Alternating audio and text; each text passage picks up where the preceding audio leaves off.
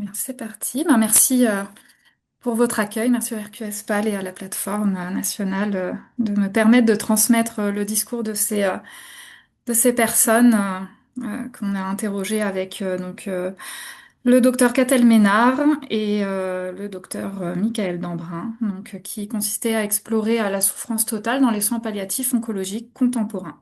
Donc, il s'agissait d'une étude qualitative sur les ressources des patients. Donc il y avait deux phases dans ce projet. La première phase était celle-ci et la seconde était d'explorer l'impact de la méditation de pleine conscience sur des personnes inscrites dans un processus de soins palliatifs. Et donc cette première phase visait surtout à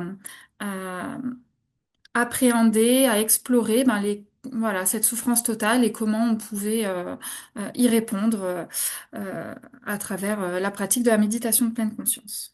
Donc, étant donné la richesse du contenu des entretiens, nous en avons fait un projet à part entière et nous avons donc mené cette étude en 2020 et l'article est apparu que en 2025. Donc, vous voyez toute la lenteur du processus de ce projet de recherche, qui valait vraiment le coup, très enrichissant sur plein d'aspects. Donc la question de recherche était quelle est l'expérience de la souffrance totale des patients atteints d'un cancer à un stade palliatif, et aussi et surtout comment ils y font face. Donc le concept de total pain est assez connu dans le milieu des soins palliatifs, donc le concept de souffrance totale. Mais il nous semblait quand même nécessaire de l'actualiser, étant donné les avancées en termes de pronostic et de survie du cancer, l'évolution et les contraintes des soins palliatifs avec les soins palliatifs précoces, les progrès concernant la gestion de la douleur et puis aussi euh, l'éloignement un peu du modèle biomédical en intégrant plus la relation de soins, l'aspect humaniste. Euh, donc, en tenant compte aussi des demandes, des besoins, des croyances et des perceptions des patients concernant leur santé psychologique. Vraiment d'essayer d'actualiser ce concept à la lumière du système de soins actuel et de l'intégrer à la pratique clinique. Donc en termes d'évaluation et aussi d'accompagnement, bien évidemment. Donc voici les dimensions de la souffrance totale. Alors bien évidemment, il y a quelques dimensions en plus qui ont été identifiées aujourd'hui, mais là on part vraiment sur la définition et la conceptualisation de Sisley Sanders et qui a été un petit peu schématisée de façon simplifiée par Meta et Chan. Donc qui montre que ces quatre dimensions sont interreliées et interdépendantes. Et la souffrance sociale, psychologique, physique et spirituelle crée une souffrance dite totale. Donc on voit le parallèle avec aussi la définition de l'OMS concernant aussi les ressources, puisque il ne s'agit pas la souffrance totale, donc c'est la maladie, l'expression de la maladie, mais aussi en parallèle, nous souhaitions explorer les différentes dimensions de la souffrance totale sont souvent considérées un peu isolément dans la pratique et même dans la recherche. L'idée de ce projet, c'était vraiment de les étudier de manière interdépendante et connectée. Euh, Par exemple, les raisons qui peuvent pousser à demander un arrêt des soins, par exemple, elles peuvent être liées à de la souffrance sociale, à de la souffrance psychologique, voilà, à tout un tas de raisons qu'il est important, il nous semble, d'identifier. Donc, dans l'idée d'une approche aussi contemporaine de la souffrance totale, c'est de laisser la place à l'empowerment du patient, au fait qu'il puisse se sentir acteur de sa maladie et de ses soins, en prenant en compte ses besoins, ses attentes et ses ressources pour affronter les défis de la maladie. Donc, c'était aussi l'idée de ce projet, c'était de leur donner la parole et d'en extraire euh, des éléments principaux. et aussi d'être moins dans une approche médicale, mais plus axée sur la dimension relationnelle et humaine, avec les humanités médicales, l'approche intégrative, etc. Donc cette approche du total pain peut s'intégrer vraiment dans une approche contemporaine, globale et complète de toutes les dimensions. Voilà. Et on s'est rendu compte que le concept de souffrance totale est encore peu intégré à la pratique clinique, notamment concernant l'intégration de la spiritualité. En France, hein, je parle, ça reste encore très compliqué d'aborder cet aspect, cette dimension de la souffrance de manière parfois directe et de la comprendre. Voilà. Quelles sont les ressources permettant d'alléger la souffrance totale des patients, voire d'améliorer leur bien-être malgré la maladie? Donc, identifier les facteurs de résilience, des facteurs qui ont été aussi étudiés dans la littérature, tels que la spiritualité, l'optimisme, la gratitude, l'acceptation. Donc l'idée est de prendre en compte ces ressources pour atténuer, diminuer cette souffrance totale sans pour autant, bien sûr, la dénier. C'est une approche voilà complémentaire et surtout d'identifier ces ressources auprès des patients. Des ressources parfois qui sont insoupçonnées et qui œuvrent en toute discrétion chez ces personnes, dont on n'a pas forcément conscience. Vous allez le voir dans les résultats que je vais vous présenter. Dans cette étude, nous avons adopté une approche transdisciplinaire, donc plutôt médicale et psychologique, puisque le docteur Ménard est un médecin algologue spécialisé en soins palliatifs et en cancérologie, et moi-même étant psychologue. Donc on a allié une approche, un regard médical et un regard plus des sciences psychologiques. Aussi, l'objectif principal, vraiment, c'était de donner une illustration clinique de la souffrance totale à travers le récit des patients. Bien sûr, il y avait une analyse qualitative à travers voilà une méthodologie, mais le cœur de ce travail, c'était quand même de donner la parole aux patients et d'aller rentrer dans leur voilà dans leur on va dire leur sphère intime grâce à la confiance qu'ils nous ont accordée pour ces entretiens. Et aussi, de manière un peu plus peut-être originale et complémentaire, c'était d'explorer ces ressources psychologiques, sociales, spirituelles et physiques en complément de la souffrance totale. Donc, c'est-à-dire en même temps et non pas dans des études séparées, mais au cours d'un même entretien, de pouvoir explorer ces deux versants en même temps. Au niveau de la méthode et du design expérimental, donc on était sur une approche phénoménologique interprétative donc qui voilà, a pour enjeu d'approcher l'expérience vécue des personnes interrogées et d'en extraire un sens.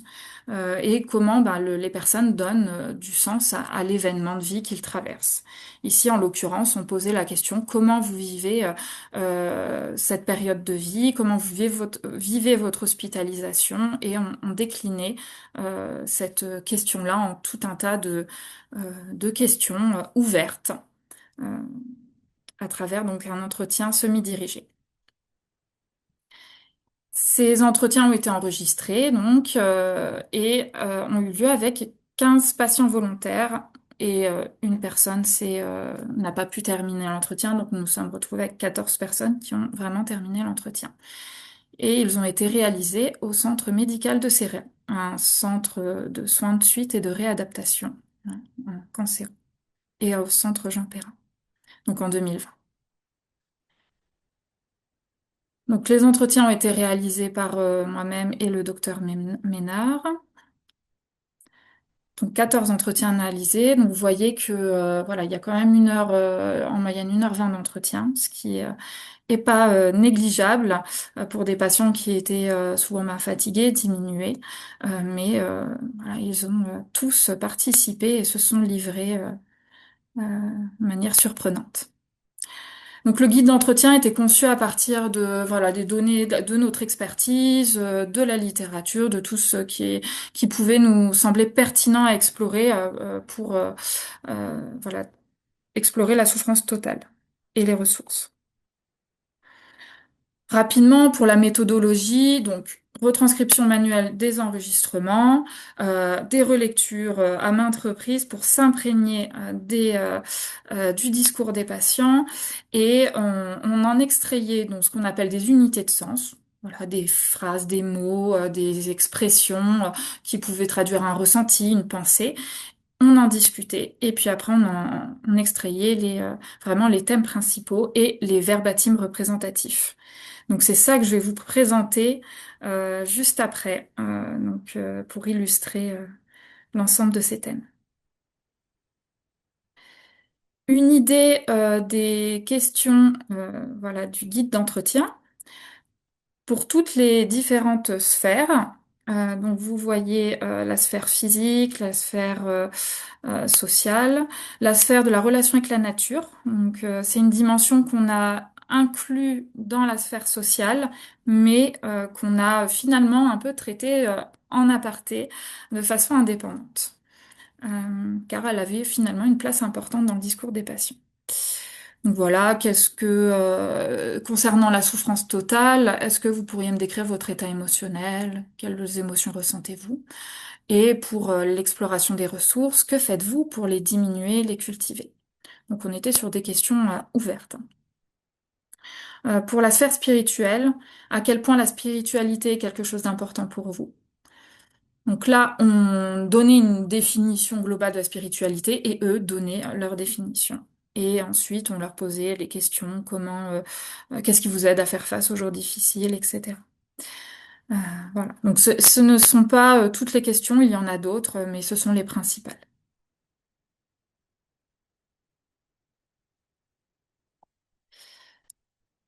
Les caractéristiques de la population, donc que nous avions une moyenne d'âge de 70 ans, un nombre à peu près équivalent de femmes et d'hommes, et un score de Karnofsky à 50%.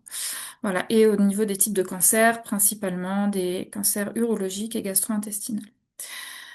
Euh, Et au niveau des critères d'exclusion, donc un score de Karnofsky inférieur à 20%, des troubles cognitifs et psychiatriques sévères, ainsi qu'une tutelle et une curatelle, ben, faisait que nous ne pouvions pas intégrer le patient dans le protocole.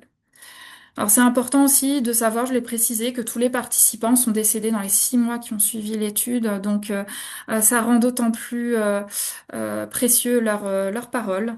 Donc voilà, il y a une transmission qui est faite et que je suis contente de pouvoir faire aujourd'hui pour voilà, les professionnels et les personnes que nous sommes. Donc on en vient au résultat. C'est la partie bien évidemment que je souhaitais surtout vous partager. Donc là, de manière synthétique, voilà, je vous ai redonné le schéma que je vous ai présenté tout à l'heure pour que ça soit simplifié et pour chaque dimension de la souffrance, les différents thèmes que nous avons identifiés à travers voilà, ce que les personnes nous partageaient. Donc on retrouve quand même hein, des choses que vous avez certainement identifiées et qui ont été identifiées dans la littérature. Donc pour chaque thème, je vais vous lire et présenter un verbatim. Voilà. Ce n'est pas représentatif de tous les verbatims, mais c'est ce qui nous semblait être le plus, voilà, des verbatims qui pouvaient bien illustrer le thème.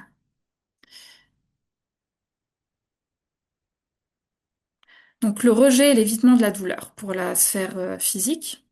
Donc la douleur physique, je dirais que c'est quelque chose qui ne m'atteint pas. Je lui disais non, j'ai pas mal, mais je suis persuadée que j'avais mal. C'était peut-être complètement crétin. L'imprévisibilité de la douleur. Donc dans le cas du cancer, il y a cette dimension particulière. C'est par moment. Vous voyez là, c'est maintenant, mais si ça se trouve, toute la journée, ça va être impeccable. Peur que toutes les heures. La peur, la colère, l'anticipation. Je n'ai pas de douleur, mais je l'attends. Je me demande comment elle apparaîtra. Je n'ai pas peur de mourir, mais peur de souffrir.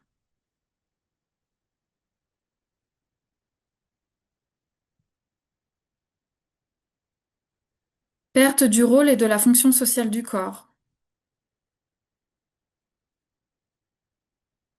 Ils en ont rien à foutre de moi. Ils sont heureux, moi j'attends. Je ne suis plus dans ma vie professionnelle active, je ne vois pas les gens que j'avais l'habitude de voir. Donc depuis cette maladie-là, on est un peu coupé du monde. Donc pour la souffrance sociale. Ne pas donner une mauvaise image de soi. Voir des gens, ça me demande de m'oublier tel que je suis maintenant, pour rester à peu près dans ce qu'ils connaissent, eux, de ce que j'étais avant. Ensuite, la perte de contact avec la nature, donc comme dimension de la souffrance sociale. Je veux remarcher comme je marchais avant, profiter de la nature, profiter de tout. Je n'ai plus cette envie, c'est terminé. Renforcer le lien avec la nature. Il y a des choses que je ne peux plus faire. Concernant la souffrance psychologique, donc bien sûr les émotions négatives, je suis énervée à l'idée de ne pas être active. C'est ça qui est agaçant. Le sentiment d'inutilité. La déception de ne plus passer de moments en famille. La rage de ne pas pouvoir atteindre les choses. Ne pas accepter de souffrir. Autant l'expérience de mourir, quelque part, m'inquiète pas trop. Autant, par contre, l'expérience de souffrir, si. Donc ça, c'est quelque chose qu'on retrouve souvent. C'est ce qu'il y a de pire. La douleur, c'est vraiment ce qu'il y a de pire parce qu'on ne peut pas l'accepter. On l'accepte plus. En tout cas, moi, je l'accepte plus. Les regrets de ne pas avoir été ou avoir fait comme. Eh bien, j'ai honte de ne pas avoir su passer par-dessus cette douleur. Un autre participant. Je n'ai pas bien fait. Je regrette de pas vraiment m'être exprimé comme il aurait fallu. Et encore un autre. Je trouve que j'ai une vie pourrie. Enfin, la dimension spirituelle, donc la souffrance spirituelle, on a identifié la transmission. Pour mon enterrement, pas de cérémonie. On se fait mal. Moi, j'aime mieux qu'ils aient un souvenir de moi autre. Je pense aux conséquences pour les autres. Je pense à tout ça. Mais si vous voulez, cette famille de continuité, de choses qui se passent de l'un à l'autre sereinement, c'était important. Et moi, je suis là au milieu avec quelque chose de violent, et ça, c'est pour moi terrible. Et enfin, l'évocation de la fin de leur vie, c'est important de dire aussi que, ils n'avaient pas de question du tout qui évoquait voilà, la mort ou la fin de leur vie, c'est eux-mêmes qui en ont parlé spontanément. Ce que j'accepte le plus, c'est que je suis au bout. La pensée négative, c'est la mort. Je ne sais pas comment je réagirai le jour où ça arrivera. De ne pas continuer, je m'y suis préparée, je l'ai accepté. La nuit, quand on dort, pas, je pense au dernier jour de ma vie. Donc voilà la partie de la souffrance totale, donc le discours des patients qu'ils ont pu nous partager. Et là, je vais passer à la partie sur les ressources. Ben, malgré cette souffrance globale, comment les patients, comment les personnes y font face. Et donc là, nous avons extrait voilà, un ensemble aussi de thèmes et de verbatim voilà, qui illustrent les ressources. Donc c'était une partie aussi très enrichissante. Nous ne savions pas euh, ce qui allait émerger, mais on voit des ressources que les patients mobilisent spontanément, de manière très discrète parfois, et sur toutes les dimensions. Voilà. La nature, la recherche de sens, bien évidemment, le fait de s'évader, de se distraire, le partage de moments intimes, des émotions positives, malgré des émotions négatives aussi, les pratiques psychocorporelles. Et on voit aussi que la nature, la connexion à la nature se retrouve voilà, dans euh, différentes dimensions. Donc la conscience du lien corps-esprit. Je suis dans mon cerveau, les corps c'est mon outil, le cerveau commande au corps. Plus on est crispé, plus on y pense, donc ils font le lien. Les pratiques psychocorporelles. Il y a un peu de médication, des fois je fais un peu le tour du lit pour faire activer tout ça. Et puis sinon je respire. J'essaie de bien inspirer, respirer 3, 4 fois pour évacuer un peu le stress de la douleur. Je me masse, j'essaye d'appuyer. Et au bout d'un certain temps, ça fait du bien. Se mettre en relaxation, se reposer, se vider, essayer de décoller, de ne plus être là. Le partage de moments intimes pour la sphère sociale. Plein de petits moments positifs, rigolos avec les petits enfants qui téléphonent. On se sent en sécurité. Je les remercie à chaque fois qu'elles viennent, par exemple, nettoyer la chambre. J'admire leur bienveillance. Petit clin d'œil aux soignants. Ils s'évadent aussi pour se connecter à autre chose. Donc à travers les images, changement de décor joyeux. J'adore les documentaires se rapportant à l'espace. Penser à un fil, à l'avenir, à des choses qui n'existent même plus. La nature pour se connecter au passé, à quelque chose de familier. Ben, j'ai l'impression que c'est de là qu'on vient, quoi. C'est ce qui nous donne vie. Plus pour moi parce que bon, mais c'est la vie, c'est infini en fait. Elle a toujours été essentielle, peu importe là où j'étais.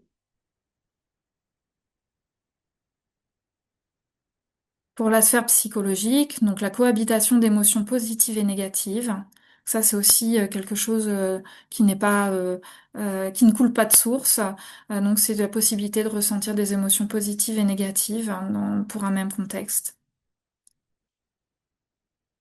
Voilà, je vous laisse lire les verbatims si vous le souhaitez. Donc le contact avec les gens, ne serait-ce que même le matin quand ils arrivent, c'est très agréable. Voilà, pour les soignants aussi. Le rôle que vous avez, les soignants, au contact des patients, qui ne vous le disent pas forcément, mais parfois qu'ils le pensent. Et les pratiques psychocorporelles pour ressentir des émotions positives. Je fixe un point pendant 2-3 minutes, histoire d'évacuer. Je m'allonge, respire au mieux que je peux. La nature comme moyen de savourer. Les matins, j'aime bien regarder un petit peu la montagne. Donc ce sont des choses que j'apprécie, elles sont simples. Il n'y a pas besoin de grandiose pour apprécier les choses. Des fois, je reste comme ça, puis j'écoute les oiseaux. C'est beau, j'adore. Et enfin, la sphère spirituelle, donc l'importance des valeurs et de la morale. Donc ça, c'est quelque chose qui ressort quand même dans leur définition plutôt de la spiritualité. Donc la bonté, l'amour, la tolérance, pour une transmission, voilà, inculquer à leurs enfants ces valeurs. La recherche de sens. C'est peut-être rassurant de se dire qu'il y a une force. La recherche de connexion avec un groupe, une lignée. Je pense être dans une ligne de peuple. Je ne suis pas un numéro posé comme ça dans l'univers. Je fais partie de quelque chose, du peuple de Dieu.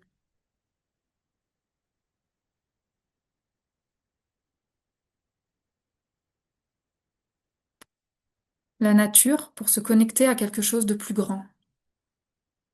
Ben, j'ai l'impression que c'est de là qu'on vient, quoi. C'est ce qui nous donne vie.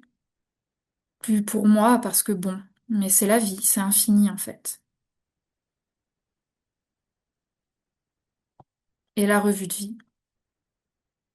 Je trouve que ça m'a fait du bien. Je trouve que cet échange m'a permis de peut-être de me remémorer des choses que j'avais enfouies au fin fond de moi. Mais ça m'a fait du bien. Donc la revue de vie, le fait de se remémorer, de faire un bilan de sa vie. Et cet entretien a permis ça aussi pour beaucoup d'entre les patients. Donc voilà pour ce partage de thèmes et puis d'illustrations cliniques. Donc pour terminer sur, voilà, je sais pas combien de temps il me reste, mais je vais accélérer si besoin. Concernant les aspects de la souffrance totale, on est en accord avec ce qui est retrouvé dans les études, avec la perte du rôle social, les émotions difficiles, la douleur rejetée. Et on voit quand même que les données sur les ressources sont assez riches puisque le lien avec la nature, le lien avec les autres, avec les soignants, la famille, et aussi le recours à des pratiques psychocorporelles de façon spontanée, des automassages, de la relaxation, des mouvements, de la respiration, voilà, que les patients parfois font ça discrètement, sans que personne le sache. Ils trouvent leur propre moyen de gérer tout ça. On voit que les dimensions sont interconnectées. Les patients relient leur souffrance physique à leur souffrance sociale. Donc, par exemple, la douleur les empêche, leur faire perdre leur autonomie, et les empêche d'avoir des relations de disponibilité, de partage avec leurs proches. Il y a entre souffrance psychologique et physique, hein, la douleur qui va entraîner une détresse, euh, la souffrance sociale et spirituelle. Le fait de ne plus avoir ce sentiment d'utilité peut leur faire perdre du sens. Donc ça, c'est assez prégnant dans les discours. Il y a des thèmes transversaux aussi, tels que l'acceptation, par exemple, dans les différentes dimensions, accepter la douleur, accepter le fait de perdre son rôle social, etc. Et aussi quelque chose de contre-intuitif, mais que ces personnes peuvent ressentir des expériences positives, de gratitude, par exemple, avec les proches, tout en expérimentant des dimensions négatives émotionnelles.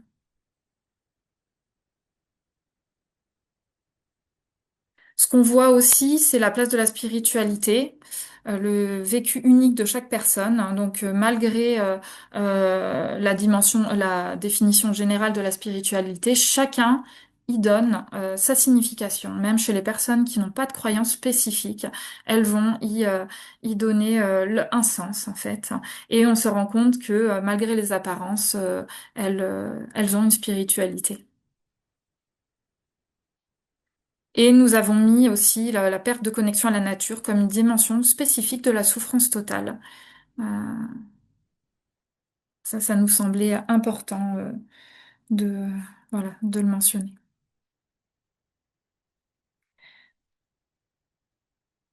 Donc ces ressources, elles peuvent vraiment être pratiquées à travers différentes choses, telles que des interventions centrées sur la spiritualité. C'est vraiment redonner du contrôle et de la place aux besoins des patients et de comment on peut impliquer le soignant. Les soignants ont été assez étonnés par les résultats. Enfin, les soignants de cette structure, ils ne s'attendaient pas à ce que ces patients vivent tout ça, en fait. Donc, ça montre à quel point ça peut être le fait d'identifier ses ressources, d'aller au devant de ses ressources, ça peut être un outil, un enjeu, une implication pour l'accompagnement de ces personnes. Et même améliorer la relation soignant-soigné. Maya, il va rester 10 minutes pour le temps des questions Oui, aussi après. très bien. Ça marche. Ça va être la fin. Donc, particularité de l'environnement rural, présence de la nature, donc ça pouvait générer une accentuation de l'importance de cet élément dans les limites. Le guide d'entretien était lourd, ça pouvait fatiguer le patient. Et malheureusement, nous n'avons pas pu avoir de retour des participants sur leur discours, étant donné qu'ils sont pour la plupart décédés. Et voilà, en guise d'ouverture, donc nous avons la phase 2 du projet que je vous ai décrite au début, et puis on fait une demande de financement pour une échelle courte d'évaluation de la souffrance totale et des ressources pour les équipes soignantes à partir de l'étude que je vous ai présentée. Voilà. Ben, je vous remercie sincèrement pour votre écoute bienveillante et voilà, place aux questions. J'espère pouvoir y répondre du mieux possible. Merci beaucoup.